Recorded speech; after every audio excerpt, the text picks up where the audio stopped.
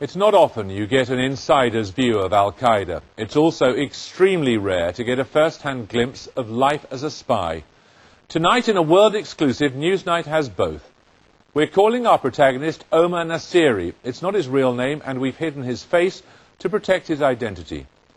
He spent 7 years working as an agent for European intelligence services and as an Al-Qaeda operative. He's told his story to the BBC's security correspondent, Gordon Carrera.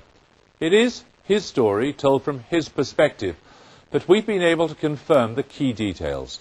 Tonight, we devote the whole programme to A Spy's Story, a story which dates back well before the catastrophe of September the 11th.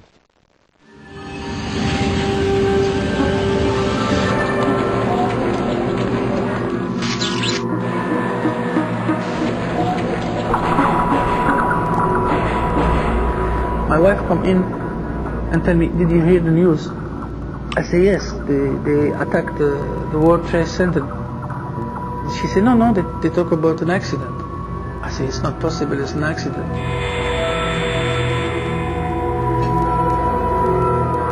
I know that it was an attack. Images of the camp, images of the service come on my brain, on my face.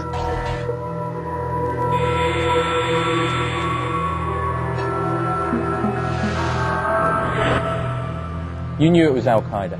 I knew it was Al-Qaeda. I knew all those things because I know Al-Qaeda.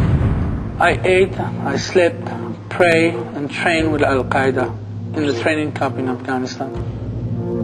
I infiltrated mosque in London and sent back money to Al-Qaeda in Pakistan.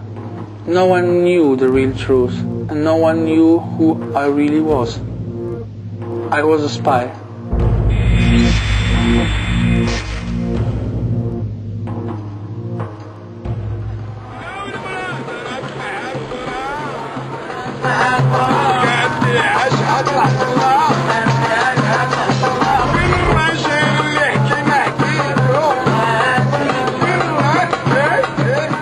Omar Nassiri was a loner.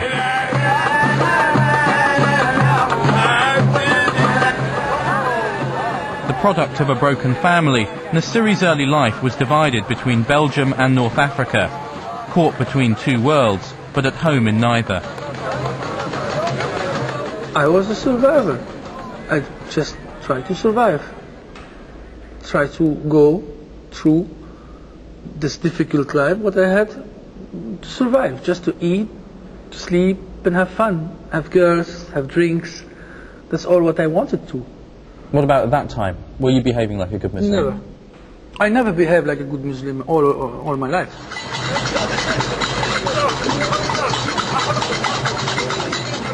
But Nassiri's identity as a Muslim was reawakened by events occurring half a world away, in Afghanistan.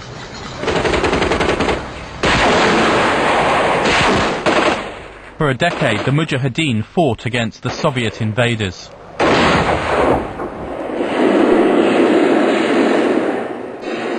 The war in Afghanistan brought me back to it. Brought me back to be feeling as a Muslim, as a Moroccan. You wanted to go fight? I want to die for it.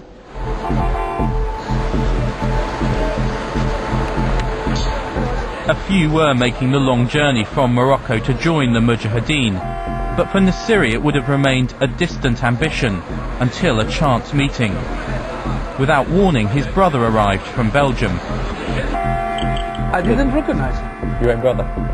It was amazing for me to see him like this, because what I remember, last time I saw him with a bottle of wine in his hand and a girl in the other hand.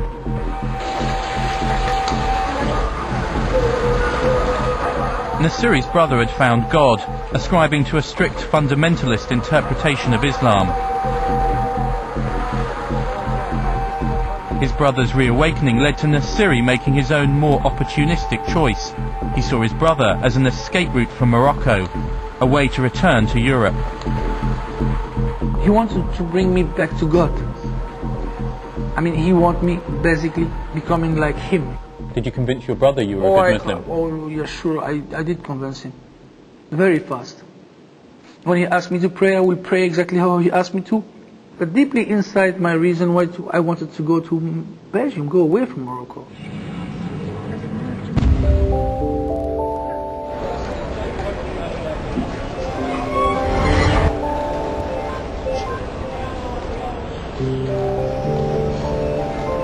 How did you feel about being in Belgium? Fit, happy. Something new will come. Something new will begin for me.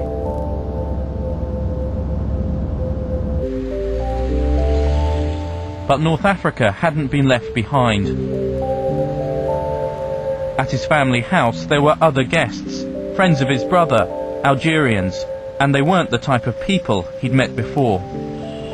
I see very smart and European dressed, nearly playboy guys. I was asking myself what they are doing with him, who they are.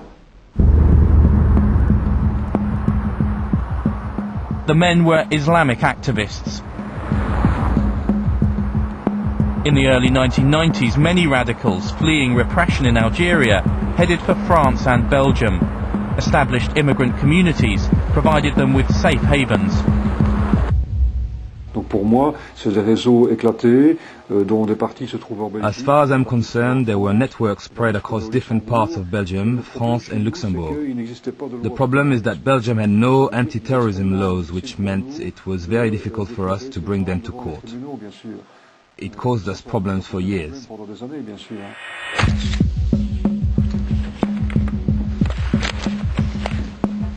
I will see them coming with boxes full of publication letters in Arabic or in Arabic.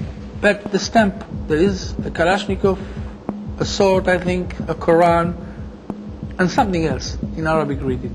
And where were they going, the embassy? Amazingly, I see Moscow, I see New York, I see in India, many addresses in India, I see Australia, I see Pakistan, I see all the planet. The box was filled with, I don't know, maybe 500 letters. The newsletter was Al Ansar, the official publication of the armed Islamic group of Algeria, known as the GIA. Al Ansar was beginning to provide a focus for jihadists around the world, and was one of the first signs of contact between disparate groups. Those involved in its production included London-based radicals Abu Qatada and Abu Hamza.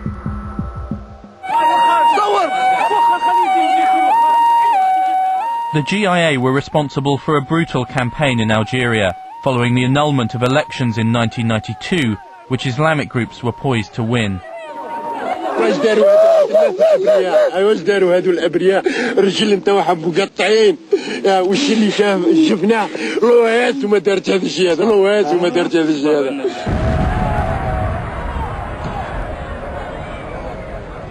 Thousands of civilians were killed in the GIA's fight for an Islamist state. During the 1990s, the Algerian civil war provided a key transition from local conflict to a wider struggle, in which the battle would be taken to the streets of Europe and the West. In time, the Algerian network would form the core of Al-Qaeda's European operations. Nassiri became increasingly involved in this network, supplying it with ammunition and guns.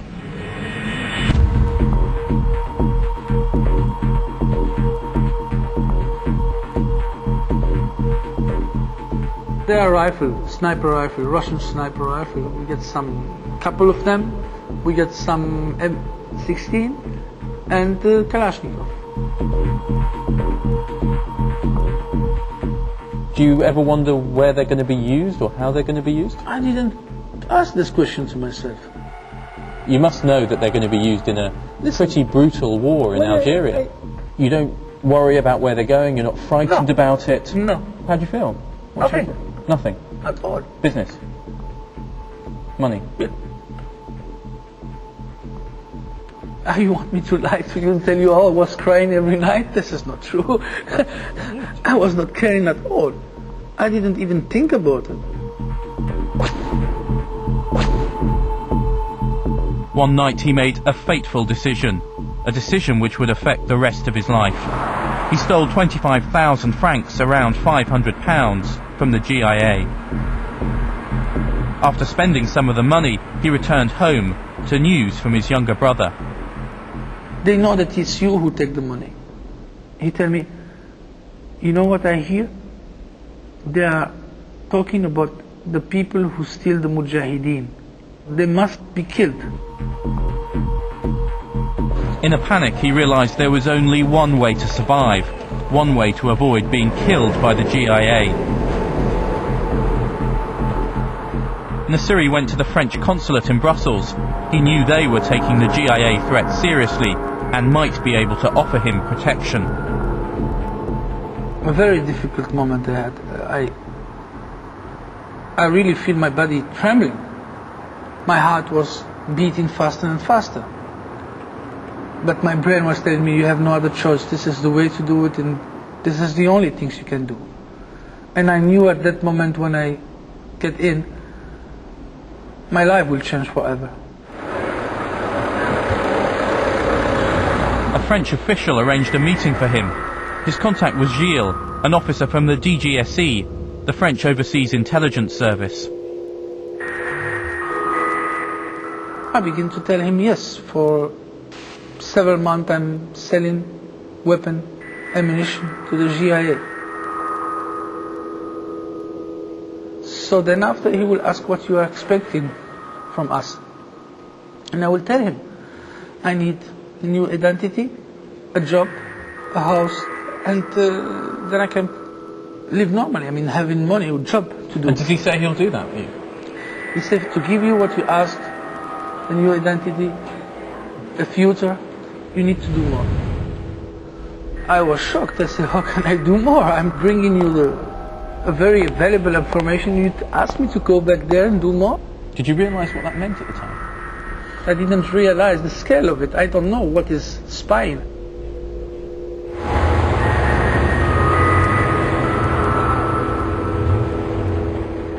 Gilles gave Nassiri the money to repay the Algerians.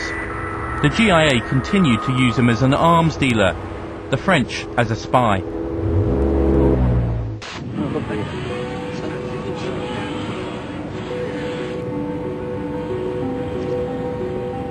On Christmas Eve 1994, the GIA hijacked a French plane, executing one man. In Marseille, French commandos stormed the plane. 13 passengers were injured in the firefight.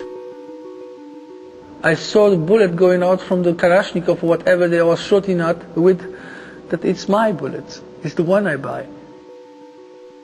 I saw the weapons are used, and it's the one I provide.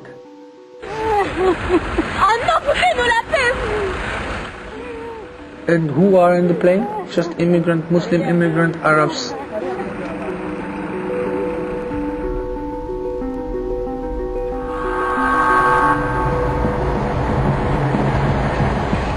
Nassiri was drawn deeper and deeper into the GIA's operations, with the knowledge of French intelligence. He was taken to a garage where he saw a car being packed full of explosives and weapons. And then he was asked to take the car to North Africa. His journey took him through Belgium, France and Spain, but it didn't go to plan. The car was keeping heating because it was so full of ammunition, weapon, money, and explosive. Every piece of the structure of the car, the doors, even the electric window didn't work. The car broke down repeatedly. Roadside assistance was provided by the most unlikely people. The guy who was with me looked to the police and he looked at me and said, what are we going to do? They are going to arrest us. I look at him and say, just shut up, sit and don't move. I say, the problem is we don't have so much money. We have an engine problem. They look to each other, no problem, we help you. We can help you. The car eventually made it to Morocco, where Nassiri handed it over to a contact.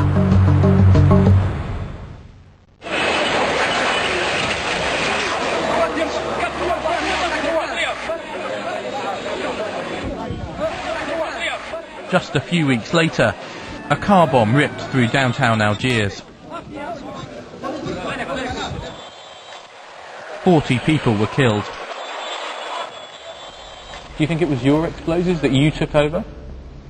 It was obvious for me it was mine. So do you feel responsible for that bomb? Totally. There were many, many dead. So you were a terrorist? No. No. Why not? No. You make a big mistake here. I'm doing it to convince them that I am one of them, to spy more and deeply on them. And I'm risking my life there.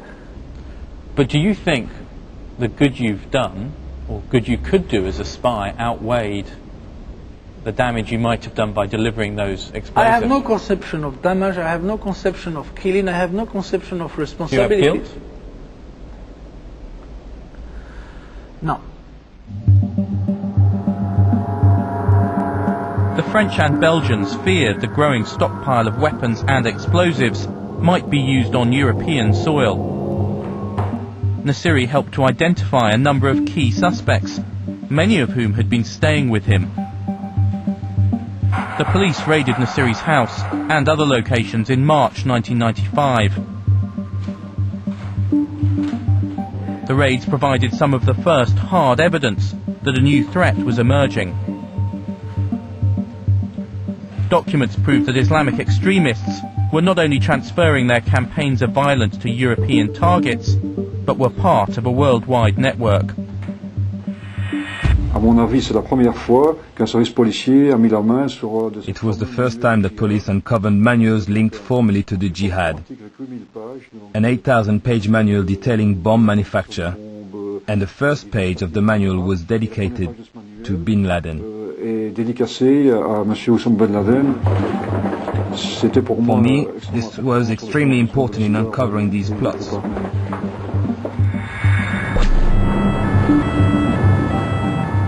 A few months later, a series of bombs exploded across France, including the Paris metro. The French believe a man called Ali Touchon, who lived at Nassiri's house, directed the attacks. The financier of the attacks, Rachid Ramda, was arrested in London, but it took 10 years for him to be extradited to France.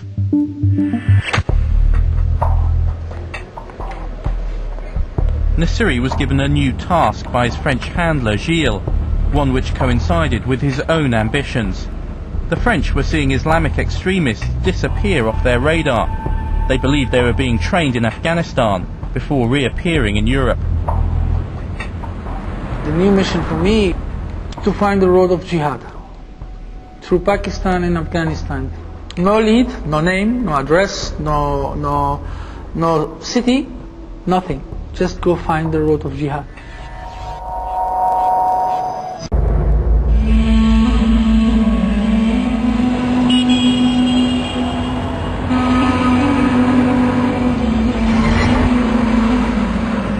After several fruitless weeks in Pakistan, Nassiri went to Peshawar, the chaotic border town that housed thousands of Afghan refugees. A contact took him to meet a group of Algerians.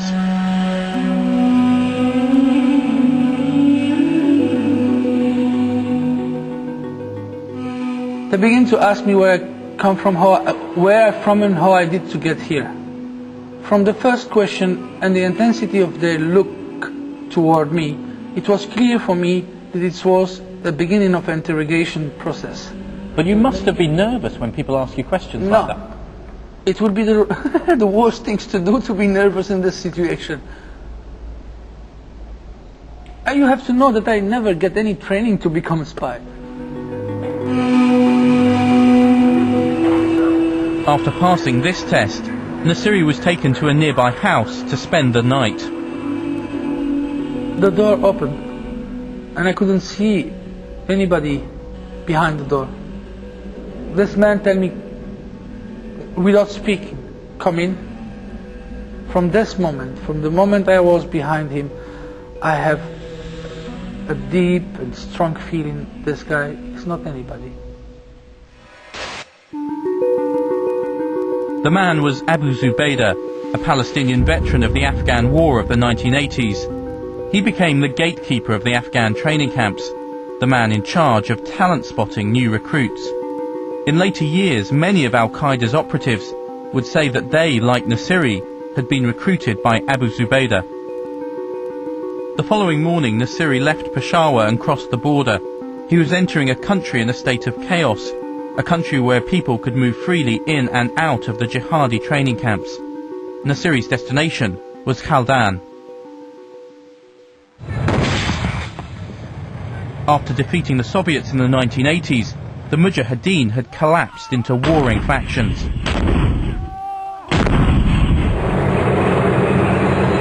The Taliban was beginning its rise. This environment of a failed state was ideal for the operation of the camps. My heart began to beat very fast, and a sense of achievement even there, in this moment, come to me and say, hey, that's it, you are nearly in it. Well, it was like bam, bam, bam,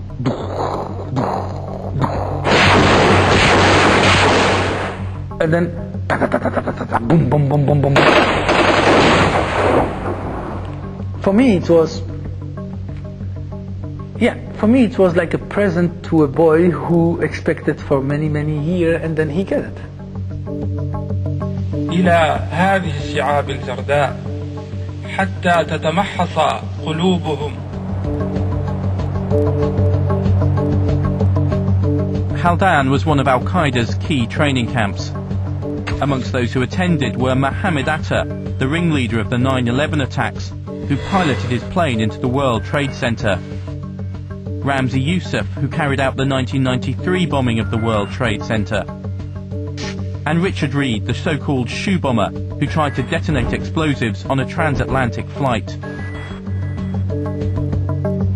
It's here that recruits were provided with intense military training in a wide variety of weapons and tactics. I was amazed of the quantity and diversity of the weapon I'm going to train on it. I was very excited, yes.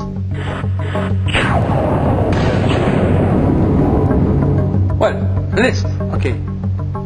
Handgun, heavy machine gun, mines, explosive, assassinations with handgun, with sniper, storming in a civilian objective or in a military objective, carrying a kidnapping on a highway, on a house, killing somebody in a cafe. Then come the tactical training, which is combat training on the field. Did you enjoy learning how to use all these weapons? Very much. I love weapon. I always loved weapon. It's an extraordinary, complete story, and certainly I don't think there's anything to match it within the intelligence reporting that I recall. The quality of the training was really striking. What you come away with is validation for the stories over the course of the last decade that the Mujahideen and especially Al-Qaeda have paid close attention to the training manuals for British and American special forces.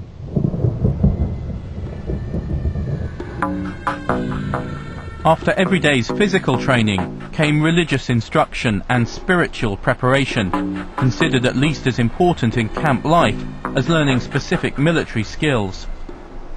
It's for me a learning. And I enjoy so much the religious teaching as the military teaching. So a lot of religious teaching is part of it.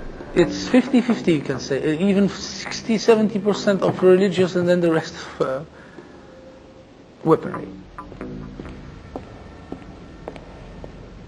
The camps brought together tens of thousands of men from across the Islamic world.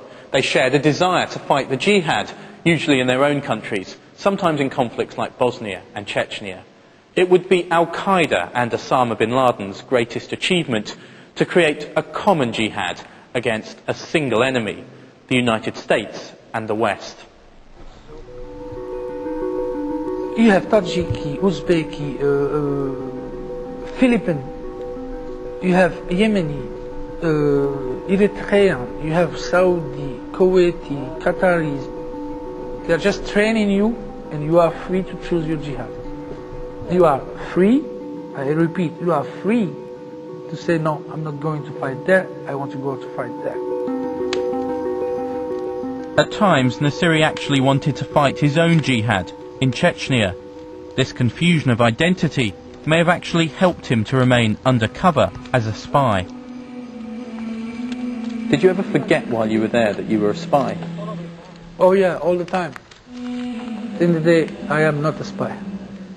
The only moment I knew when I come back to myself, the real one, was when I put the cover on my head and talk about who I am with me.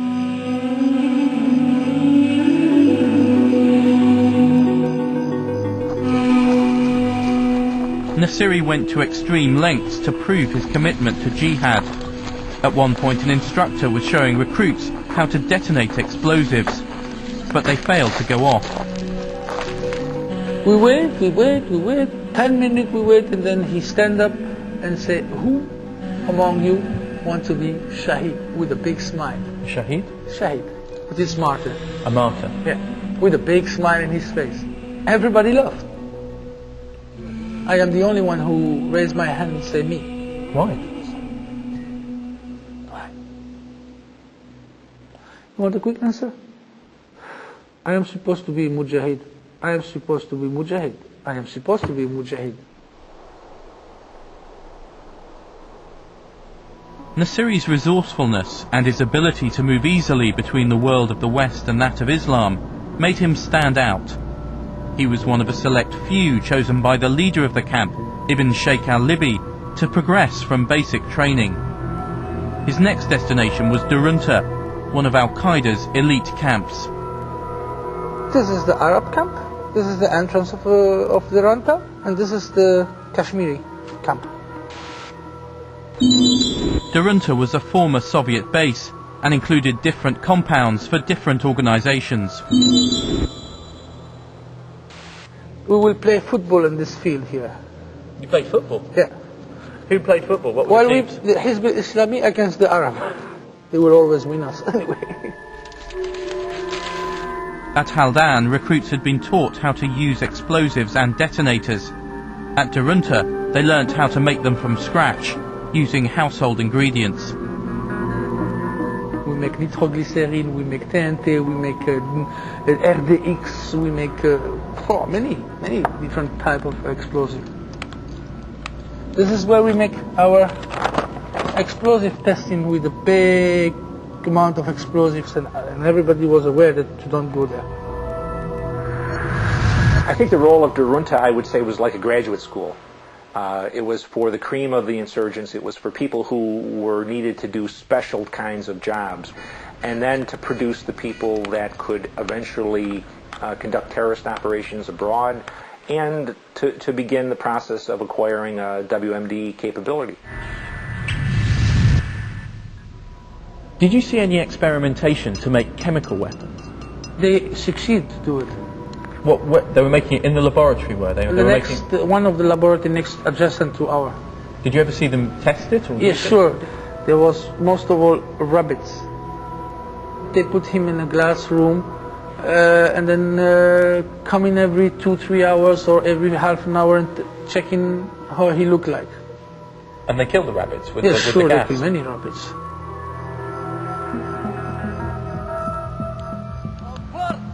The training at the camps was comprehensive.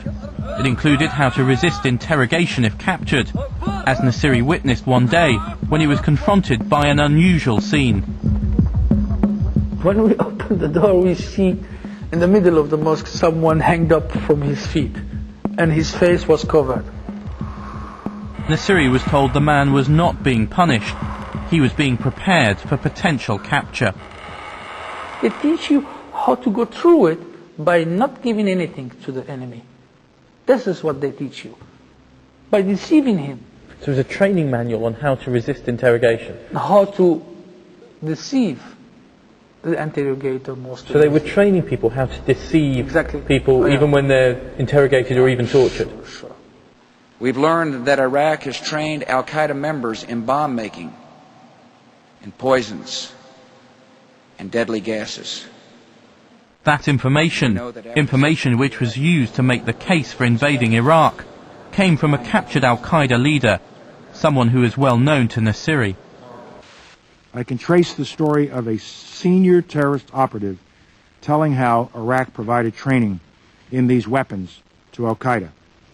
This senior Al-Qaeda terrorist was responsible for one of Al-Qaeda's training camps in Afghanistan. The senior terrorist operative was Ibn Sheikh al-Libi, Nassiri's mentor at the camps. A US Defense Intelligence document, only declassified last year, confirmed this. Do you think he'd tell the truth if he was tortured? Ibn Sheikh, Abu Zubaydah, any one of them? No. You don't think they'd tell the truth? Never. The Defense Intelligence document shows there were doubts about al-Libi's claims a year before Colin Powell's speech to the UN. He take up 80% of the truth and put 20% of what he want to bring them in a position to do what he wanted to do. So you're saying you think he deliberately planted information to get America to fight Iraq? Exactly. Why would he do that? Because he need Iraq, like him and the others. He needed the conflict in Iraq because months before I heard him telling us we need to have back one of the Muslim country, and the weakest of them is Iraq. It's very clear that they believe they can fight the jihad from the cell just as easily as they can fight it on the battlefield. And I would think that the Ibn Sheikh example, buttressed by the assessment we're talking about to show how the training was inculcated in those camps, ought to give people a little bit more wariness when they approach the use of interrogation reports.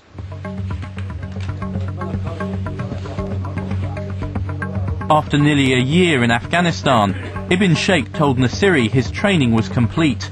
It was time to put his new skills to use. He asked me to go back in Europe and begin to make a list of all targets in the future the brother can attack. In Peshawar, Abu Zubaydah gave Nassiri his phone number and also details of a bank account. He was told to put together a cell in Europe. So he's asking you to go back to Europe to become a sleeper, a terrorist sleeper? Yeah, sure. Abu Zubaydah was captured by the US in 2002. He was, at the time, the highest-ranking Al-Qaeda leader in custody. This September, he was one of a group moved from secret CIA prisons to Guantanamo Bay. In May 1996, Osama bin Laden arrived in Afghanistan, fleeing Sudan where he no longer felt safe. The same month, Nassiri left for Europe.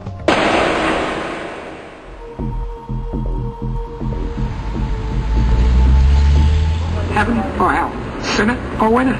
Gotta be a winner, not a sinner. It was fantastic. It was really fantastic. I'm drinking wine, smoking cigarette, and having some fun with girls. But the sadness that I am not anymore in the camp. I never feel any better in my life than when I was in the camp. Everybody there was ready to give his life for me.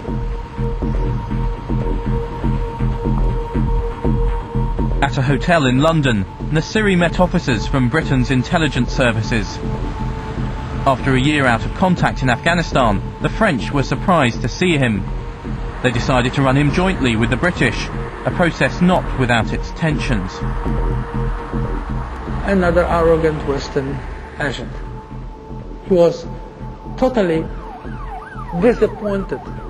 He looked at me like I was the last shit of the planet and looked to my feet and said, "You go to Afghanistan? This cannot be." I had no feeling. I don't give a shit about who he is, what he is. London had become home to an array of Islamic radicals. The French called it Londonistan and were worried the British didn't appreciate the problem. After the raids in 1995, the French had watched the GIA shift its logistical operations over the Channel. De plus en plus, on s'est rendu compte que tout passait par Londres. More and more, we realized London was the focus. I was astonished by the license given to these people because they were key figures within the Islamist movement. Perhaps they thought these men were so well known that they couldn't be dangerous. Certainly at the time, we didn't think that the growing threat from, for instance, Al-Qaeda and Osama bin Laden was sufficient for us to put more resources on it. We were monitoring what he was doing, certainly working with the US and our European colleagues to do that. But at that time, we were still unsure as to what the threat would be. Nassiri was told to find out where that threat really lay. It didn't take him long. The venue was the Four Feathers Club. The preacher here was Abu Qatada. Originally a Jordanian, Qatada had come to Britain on a false passport in 1993. An influential scholar who provided key religious rulings or fatwas, he became, in the words of one European official, the spiritual leader for Islamic militants in Europe. Videos of his preaching were found in flats linked to the 9/11 hijackers. It was just like the playback I was hearing in the camp. The same religious teaching, law of jihad, law of Islam, how to behave before to become mujahid. The same in the camps, the same in the Four Feathers. Exactly. When I began to hear what he said, for me it was, this is the point, this is the guy, this is the place.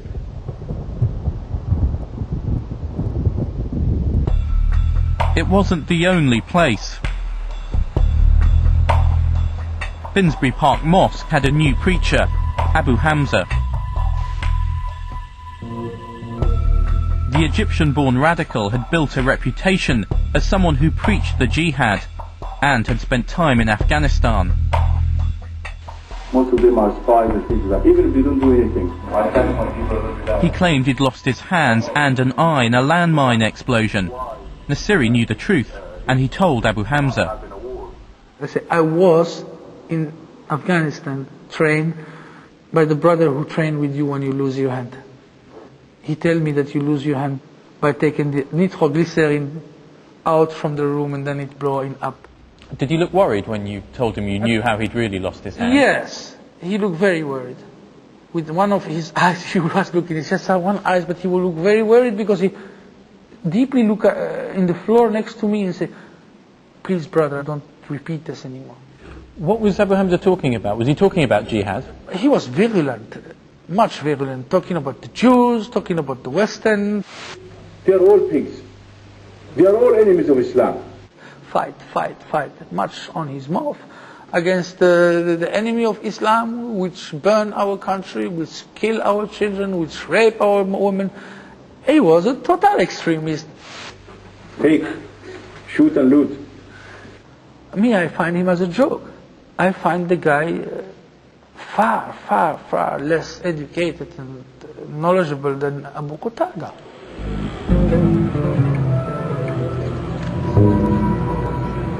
Nassiri's British handlers didn't agree with him.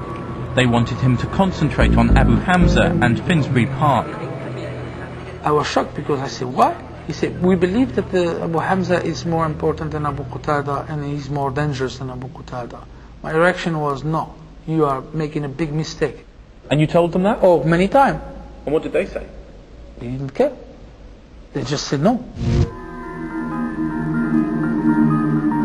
Connections between Abu Qatada in London and Abu Zubaydah in Pakistan soon emerged. As instructed before he left Peshawar, Nassiri began to act as a go-between. MI5 officers would listen in to those conversations. There was British officer and French officer there. They give me a phone and they say, this is your cellular phone. We want you to call the number you get from Abu Zubaydah. In the room with them? In the room with him. And you do that? Yeah, sure. I call and somebody will answer, and I say, Assalamu alaikum. He stopped me and said, oh, brother, I would like to ask you, do you know Abu Qatada?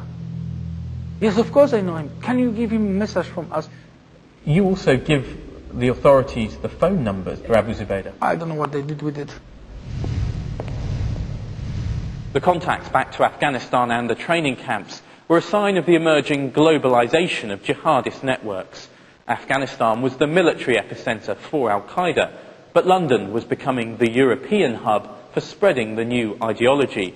But British officials didn't see this bigger picture.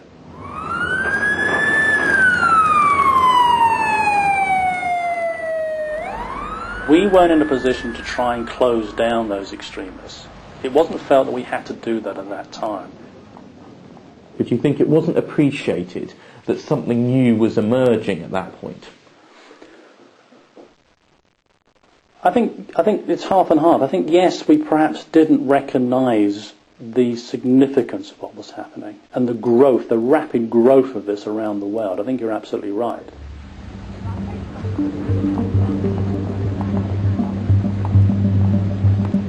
The military expertise from the Afghan camps was being transferred to London. In Afghanistan, Nassiri had compiled a notebook detailing how to make explosives. Abu Zubaydah sent it to him. I was sitting there and say, wow, you are sitting on a bomb. I mean, it's something big. And I have the meeting with them the next day. With the British officials? Yeah. Well, they was very excited about it after testing everything.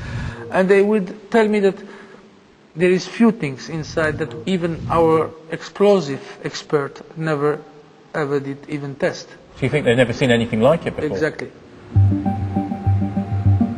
The traffic between London and Afghanistan went both ways. Nassiri had been told to send funds back to Abu Zubaydah. He asked his handlers for the money.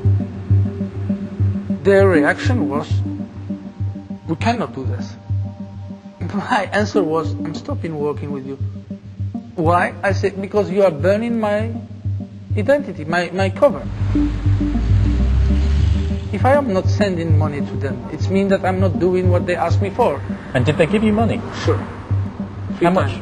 3 times? How much? £1,000. £1,000 each time? $1,000 or £1,000, I don't exactly remember. But the money may well have been used to fund Abu Zubaydah in his Or work. to fund the flight ticket to the United States for flight learning. Whatever.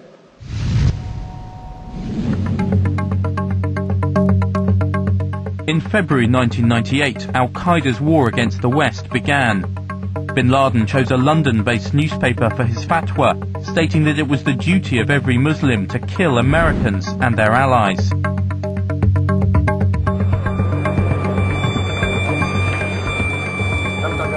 Six months later, Al-Qaeda struck.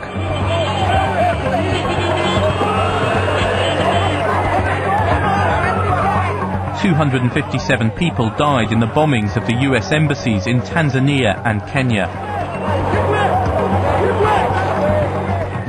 But just as Nassiri's warnings became reality, his relationship with the intelligence services deteriorated rapidly. He believed they were not listening to him. In Britain, Yeah. did the intelligence officers ask you about Afghanistan and the training camp? Never. I had the feeling that I was not doing anything important. I did feel that I was really wasting my time and I should just go away from it.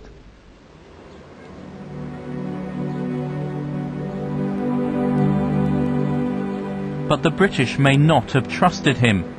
They may have been unsure where his loyalties really lay. Nassiri, through choice, was sent to work for German intelligence. But again, the relationship broke down. He was left without a job, without a role, just as the danger posed by those he knew so well was growing. They let me down. After doing all what I did, are you not expecting at least the security, at least the minimum of your identity to be secure? What did you want? A new identity. Did you get it? No. I feel I risked my life for nothing. For absolutely nothing.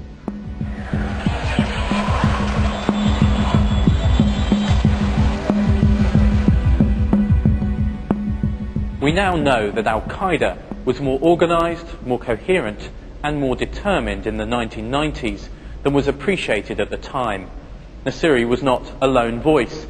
A few others could also see the gathering threat, but their warnings were ignored.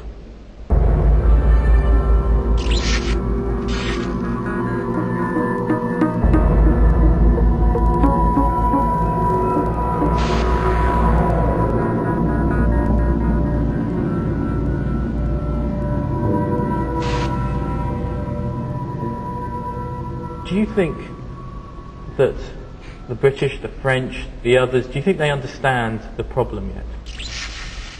I try to get them to understand that the reason why all those boys and all those guys go to Afghanistan and train and be ready to die for a cause, not for their mother, not for their son, but for a cause. The cause is the humiliation of Islam, the Muslim. My anger is toward what is really happening around the world. Because what I did is try to change something, try to bring some light on what is happening around us, the killing, the bombing and all the reason for it.